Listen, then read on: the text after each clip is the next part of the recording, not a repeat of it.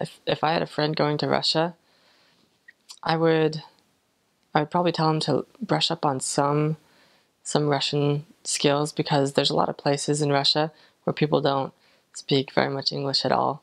And so knowing simple phrases like how much does this cost and where's the bathroom, I don't know, something like that might come in handy for someone who's going to Russia. You know, in Moscow and St. Petersburg, you might meet enough people that speak some English to get by, but if you go anywhere in Eastern Russia, you're going to have a hard time finding anyone who understands a lot of English. And so you might want to know a few phrases. Obviously, if you're a missionary going to Russia, you're going to want to learn as much of the language as you can. Um, as far as transport goes, there's a few main forms of transport in each city. They have, in bigger cities like in Yekaterinburg, where I served, they have a metro or a subway system.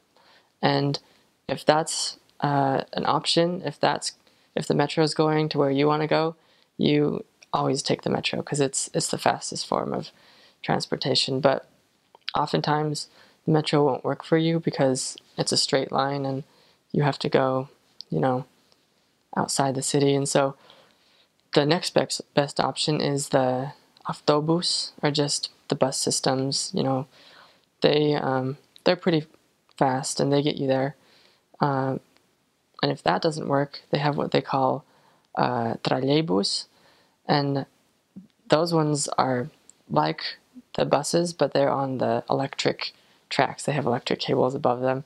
Those ones are pretty good, but they oftentimes get off the track and they're just slower than the regular buses because they can't weave in and out of traffic. They're kind of stuck on this track. And then the last option that you take if you have no other option is the tramvai, and that's just kind of like our tracks. It's kind of on a railway, and even though they're on tracks, they still have to obey all the traffic rules, and they're really slow. They take roundabout ways through the city, lots of circles, and I remember riding tramvai a lot. Good opportunities for contacting people, but not very fast transportation. The last thing, I guess, if you have no other options and you're going to be late, is calling a taxi. Calling a taxi in Russia is pretty easy. There's a lot of agencies that you can call. They'll charge you, I don't know, equivalent of like $5 in America for a taxi ride. And oftentimes you can even get better deals if you just go out on the street and wave someone down with your hand.